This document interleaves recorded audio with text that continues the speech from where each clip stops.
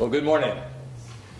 It is indeed a pleasure for me to be here to be with you at a very unique conference, one that I have never attended, one that I don't believe has ever been convened before, and one that has a most significant and profound meaning on today's world. So thank you for having the conference. Thank you for inviting me. I will begin with a quiz. How many of you in the movie world, if you've seen the movies, know what movie this line comes from? It's a line spoken by a woman to a man. And she says, "Do you like our owl?" Does anybody know this movie? The movie is Blade Runner. How about this line? Have you ever retired a human by mistake? It's Blade Runner. And Blade Runner had the question of retiring or executing replicants. Replicants were the outcropping of a technological age, and they were taking over humankind. It's a very good movie that applies particularly. Does anyone know it comes from a book. Does anyone know the author of this book or the name of the book? Blade Runner? Interesting name for a book. It's written many years ago. Do Androids Dream of Electric Sheep? Is the name of the book. Philip Dick wrote it. All right, well, we begin with a slide. It's a virtual slide. I don't have a PowerPoint presentation. What you have is just me, a human. Not a replicant, not a technology, not a computer, not a tablet. It's just me, Mark, to talk to you eyeball to eyeball as human beings in a technological world. I'll start with a little story that illustrates this point about humans. There was a shepherd and there was a consultant. The shepherd was in the field minding his sheep. The consultant was driving from one city to another out in the country, and he sees the sheep and the flock on the side of the hill, and he stops his big black shiny car and he steps out. And he calls to the shepherd and he says, "Shepherd, could you come here?" The shepherd comes over and he says to him, "If I can tell you how many sheep you have in your flock, would you give me one of them?" The shepherd says, "Of course." The consultant goes to his car, opens up the top, up comes a satellite dish. He uploads a satellite connection. He starts downloading data from mapping systems. He computes and analyzes, and he gets his statistical comparisons. He gets his photo imagery. He gets a number, and he says 376 right on his device. He walks over to the shepherd, and he says, "You have 376 sheep." The shepherd says, "That is amazing. That is the right number." The consultant loads his prize into the car. He puts it into the back seat, and he starts to leave. And the shepherd said, "Excuse me, if I told you what your occupation is, may I have my prize back?" The consultant says, "Okay." The shepherd says to him, "You, sir, are a consultant." And he says, "Well, that's amazing. How did you know that?" And he said, "First of all, you have an over-reliance on technology. You could have just asked me, eyeball to eyeball. I have from my ancestors, they have taught me how to count sheep. At any time I can look at my sheep, I can tell you if one of those 376 sheep are missing. They are all here. There's a way that we do this, and I would just tell you right away how to count them, and you could have had the number." "Ah, that's amazing. I would have liked to know that technique."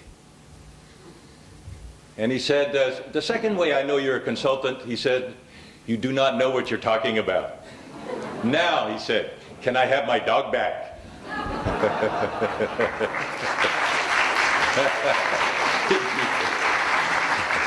No offense to those of us who are consultants. Some of us know what we're talking about, and the former speaker knows what he's talking about. And I hope I do too. But I'm just going to talk with you about people. If you were to have visited me in one of my offices over the last 51 years of my career, in police work, as a police chief, as a vice president, as a senior vice president in a corporation, the Walt Disney Company, as a police commissioner for the United Nations in Liberia, deputy commissioner in Bosnia and the Mission, in various places, as police advisor in the United Nations to the Secretary General. If you had walked into my office, you would see a slide. It's a virtual slide, as I said, but on that slide you would see these letters. Does not necessarily work in Romanian, maybe. OPC. OPC stands for Only People Count. Now, I've had that slide, that picture, or that just simple letters, in my office for many, many years, more than 20 years. And the only reason I have it there is to remind me that in this world, it is only people that really matter. What do we really have? We have things, that is assets. We have techniques, that is ways of doing things. And then we have people, that is all we have, those three things at our disposal.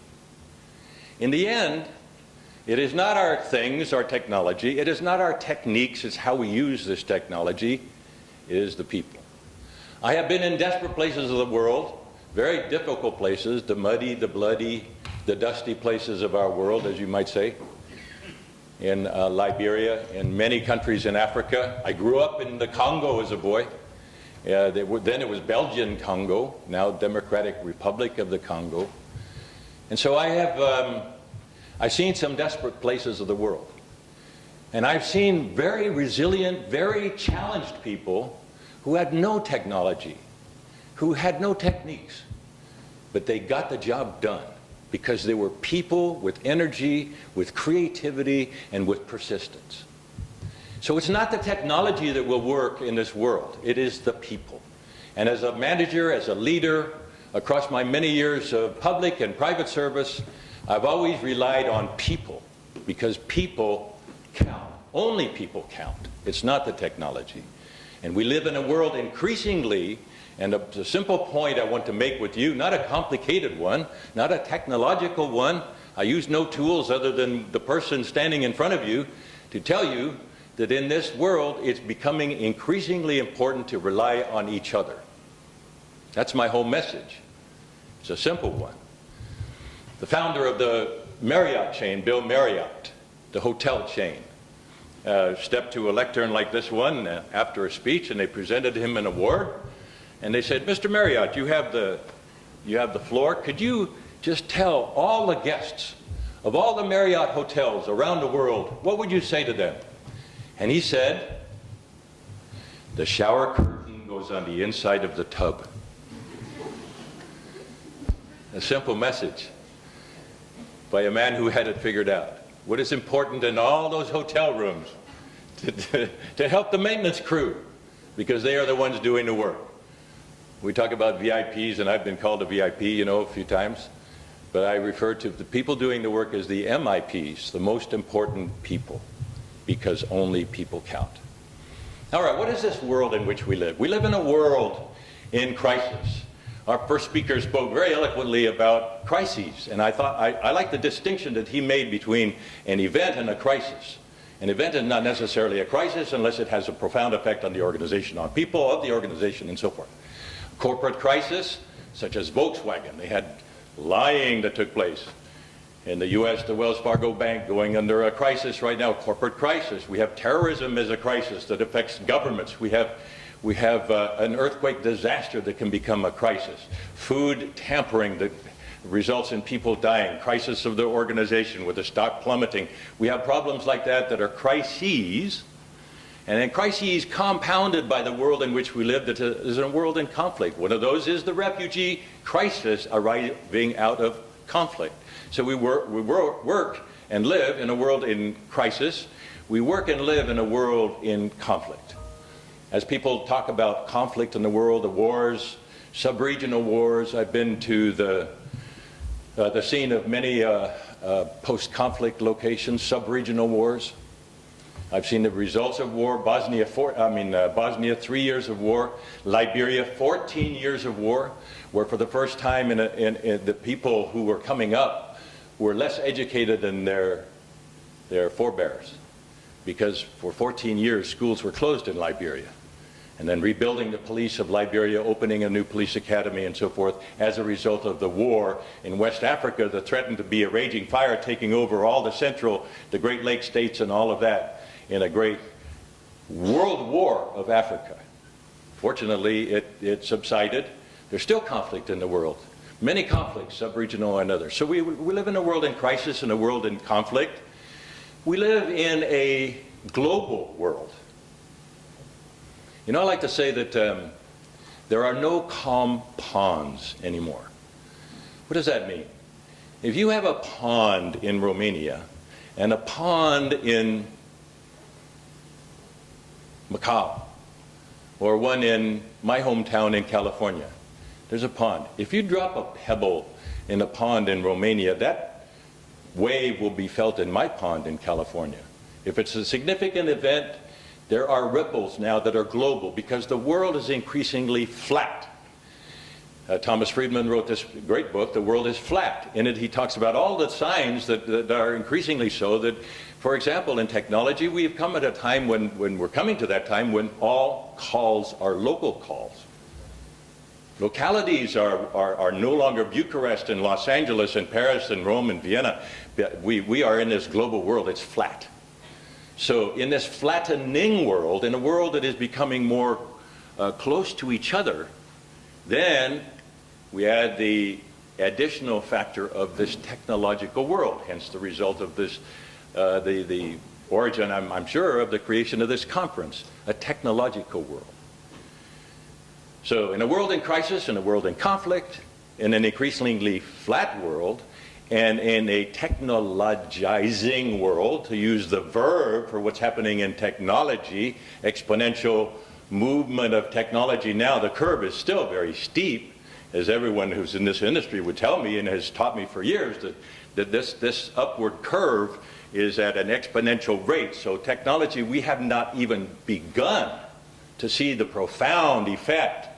And trust me, I became a police officer in 1965. Can you imagine what I have seen in my world, in the changes over the decades since that day, when I had a gun on my side, a stick on this side, handcuffs in the back, and that's all I had, and a radio in the car that I had to go to from then till now. I won't tell you all the ways that the law enforcement uses technology in today's world. Technology is profound. And there are problems with technology that are hurting the human side as well as the global side. You know, not everyone, as I have in law enforcement, has had the opportunity to actually hold a pound of cocaine or a pound of opium or heroin. If I had a pound of opium right here on the table, there it is. You look at this pound of opium, and how do you look at that? You look at that pound of opium as something that can do enormous good in the world.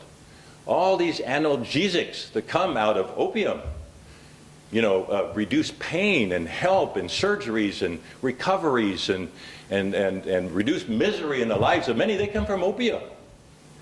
Over on this side, multiple deaths, you know, overdoses, families destroyed, heroin addiction, horrors of addiction. They go in two ways. This is how I see technology. It cuts two ways. It goes in both directions. It can harm and it can hurt. And in today's world, in the world of technology, the harm, I think we need to be alert to, and the help, we need to be able to profoundly move in the right direction to be of service to a world that is becoming increasingly flat. The problem is we have the technology that in this flat world continues to spin its messages around the world. We are in a superficial world that is overlooking the fundamental realities of what is really needed in the world. If I say a 3-syllable word to you, and then another 3-syllable word to you, you will have a very interesting different discussion, much like when you invited who's the the best football player in the world. Well, you had a thought about that. Maybe you didn't speak it, but you had a thought. But here are two words that have 3 syllables. They sound a little bit the same. Listen to these words. Starvation, Kardashian. What do we really care about?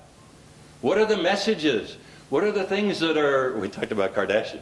What are the things that are being profoundly moved in the world of communication anymore?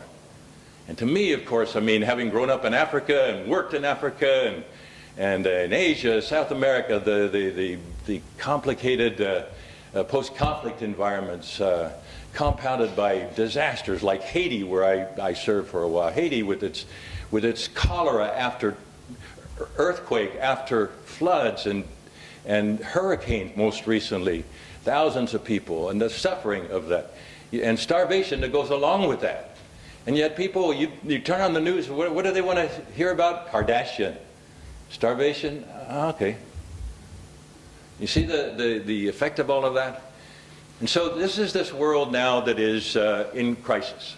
This is this world that I see with these, I like to say, new bionic eyes I have. I just went to a surgery and they lasered out my old lens on this side, and on this side I have brand new lenses inside. This is technology, medical technology. I can see you clearly without glasses.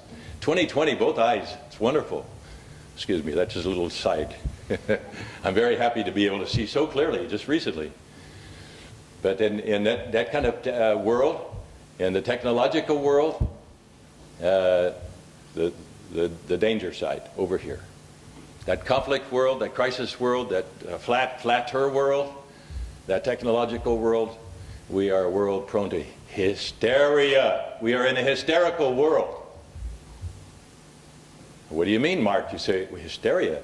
Yes. Hysteria is that angst that is produced by the superficiality of messages carried by technology that resonate on a nerve without any depth of discussion, no turning to page 12 in your newspaper that you don't read anymore. Because you go to your device and you see the Google News and you see 2 lines. And if there's a line in there that is texted or something on social media, we have a problem. Arab Spring. What moved the masses in Arab Spring? Social media. Technologically induced, like this pound of opium. Was it good? Was it bad? I don't know. Many died. The result can be argued of what happened in the Arab Spring. I'm not a profound historian, but you can argue the result. I know one thing. I was in the country of Mali on contract with the United Nations just last year. In Mali, in the north of Mali, as you get to the north, there's this great conflict with the Al-Qaeda and Islamic Maghreb, fueled by the recent allegiance Baghdadi, and there's a nexus there and so forth. There's a movement to destroy the reach of the government in Bamako.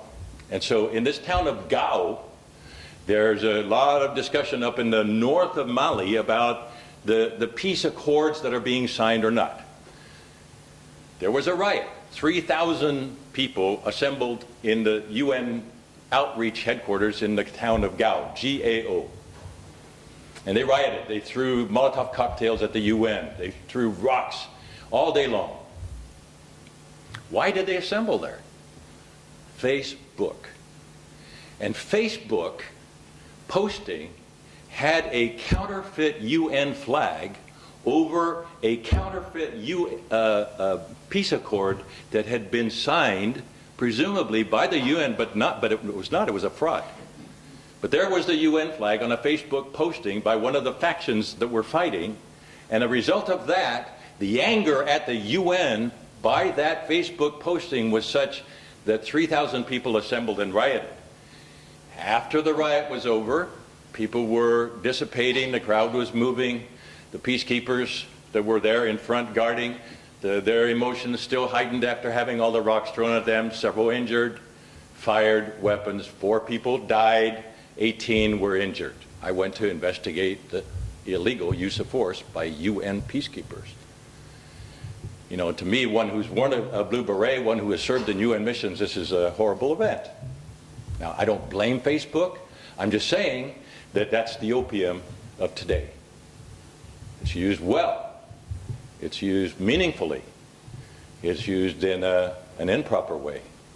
And in technology, you know, we have to listen to Albert Schweitzer, who said years ago, we live so close together, and yet all of us are dying of loneliness. There was a time, there was a day, it wasn't that long ago, maybe 3 years ago, there was a day on which the hits on Facebook exceeded the hits on Google.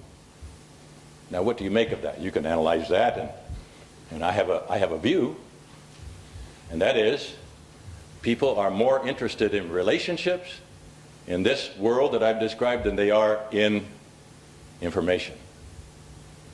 Technology is helping us immensely in so many things that we do every single day. And probably today, that shepherd that I told you about would have an iPhone in his pocket, and he would take it out and show you pictures of the lambs that were just born. It's helping us enormously. But as we look at the pluses and minuses in that world, what is it that we need? If only people count, and they do, it's what I believe. If we live in that kind of a world in crisis, a world in conflict, a world that is increasingly flat, a world that is technological, and a world prone to hysteria, if we live in that world, what is it that we need? As we face the many various challenges of our organizations, of our public, our private life, our personal life, what is it that we need to survive in that kind of a world? And I believe we come back to people. And that's why I want to conclude with authentic partnerships. It's not a big speech, just a few little features of authentic partnerships. We need people working together with unleashed energy of an alliance that has the true strength to use all the assets available in this very complicated world to solve the great problems of our time. We need the authentic partnership. Where I come from, in California, we have a great wine industry. My wife today is on a tour looking at the wine industry of Romania. I understand that there are good wines here. We have a Pinot wine in California.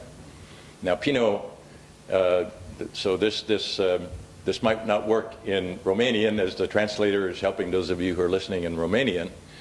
But I like the word Pinot because I use the acronym Partners in Name Only. And it's like neighbors in name only. When I lived in New York, we had a little apartment and people were living right next door. We hardly knew who they were. When I lived in Africa in a mission compound, my mother and dad were Mennonite missionaries in Africa. We knew the people that were 10 miles away.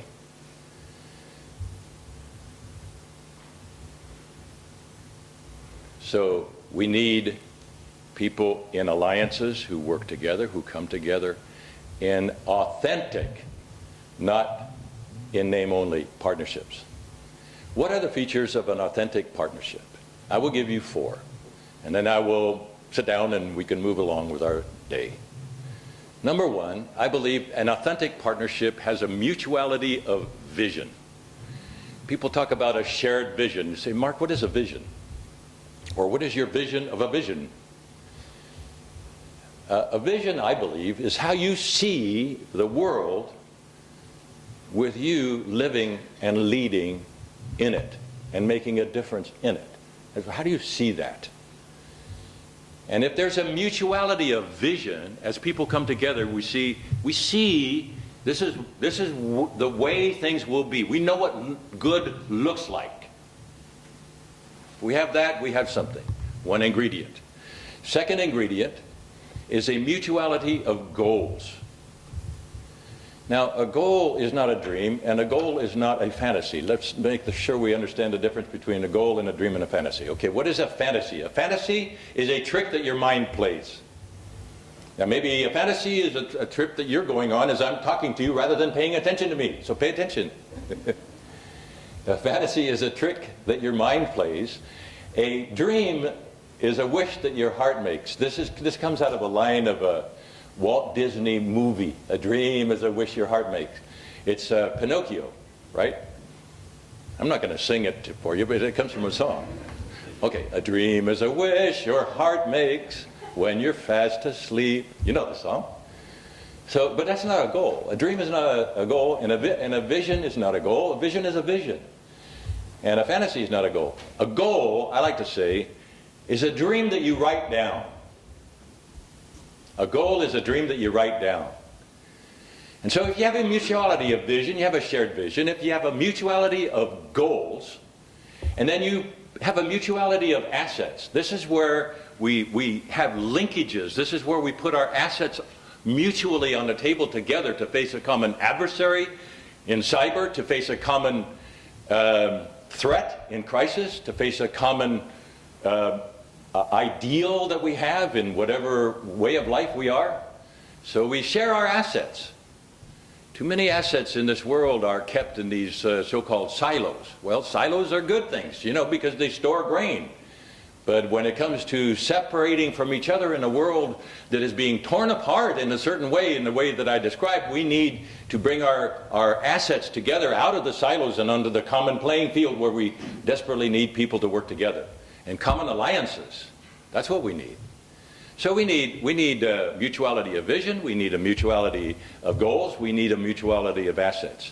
The most important one, and the fourth one, is a mutuality of selflessness. My wife and I agreed years ago, last year we celebrated, but I would say in the authentic partnership, if you have a battle of the egos, you do not have a partner. If you have an accentuated desire over others, or you come to a team, much like the picture that we saw with this team that was dysfunctional, and everybody has their own interests. If you have that kind of a team, that kind of a partnership, it's a partnership in name only, because everybody wants their own interests rather than that of the team. So if you gather together these people and you form an authentic partnership, one that has a common vision, one that has a common goal, one that has a commonality of assets shared, and one that has a mutuality of selflessness, subordination of this ego, self-image that seems to be so important in our world. Yes, we have image that is important. What we don't seem to know how to do is subordinate that image in terms of a common objective. And then if you have those four, you have an authentic partnership. And I think with that, there is no limit. With authentic partnerships in a world that I've described earlier, like that, there is no limit to what we can accomplish despite the complexities, despite the adversities that we face in this world, be it in security, be it in corporate life, be it in educational world, in personal families and all of that. If we have that, we have a lot. That is my message for you this morning. And I need to close with just a simple story. I had my notes on my iPhone, see, but there it goes in my pocket, because now I'm going to tell you this little story about something that I hope you'll keep with you from the speaker. And hopefully a little story can be one that you'll put in your pocket and hang on to. My wife and I were in Cannon Beach in Oregon. In Oregon, in the northwest of my country, there are these beautiful, open, wide beaches. And because the beach is so wide, it offers opportunity for gatherings and so forth. And I was speaking at a weekend conference in Cannon Beach, Oregon. And we went out in the afternoon because gathered in Cannon Beach was the International Sand Castling Competition. And there the people came from all over the world to build these incredible art pieces made from sand. And there they were, these sand castles. And as we worked into the afternoon, there was a winner. The winner appeared in the newspaper the next day. It was a beautiful, long dragon with all the details, every scale, every flaming eye. There were castles and so forth, but this dragon won. And there the men stood that had created it, and they were toasting each other's with their beer bottles clinking in the afternoon, all happy with their blue ribbons. And they had won. And the castles were beautiful. We retired to our location. 6 o'clock in the morning, I woke up. I put on my running gear, as I do every single morning, and I went out for a run on Cannon Beach. And I was running along 3-4 miles before I realized, I looked around on that very same beach. So where are the sandcastles? Well, they were all gone, all of them, all gone. Because I don't have to tell you that our students of physics, the profound effect that the moon has on the tide. The tide had come in. The tide came in, the waves came in, and it just took all those sandcastles down. They were gone. As I ran along in that morning, I said to myself, and I say to you this day, what are the sandcastles that you are building in your life?